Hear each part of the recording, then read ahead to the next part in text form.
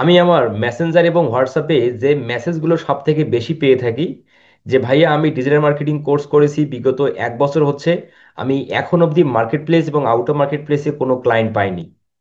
আমি ক্লায়েন্টকে মেসেজ করি, ক্লায়েন্ট মেসেজ দেখে, রিপ্লে করে না।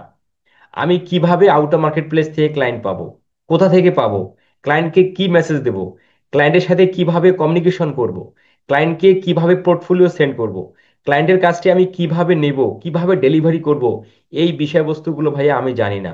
এই কোশ্চেনগুলো সব থেকে আমাকে বেশি করা হয়। তো এই সকল সমস্যার, ক্লায়েন্ট না পাওয়ার সকল সমস্যার সমাধান হচ্ছে আমার ক্লায়েন্ট হান্টিং এর উপর রেকর্ডেড ভিডিও কোর্স।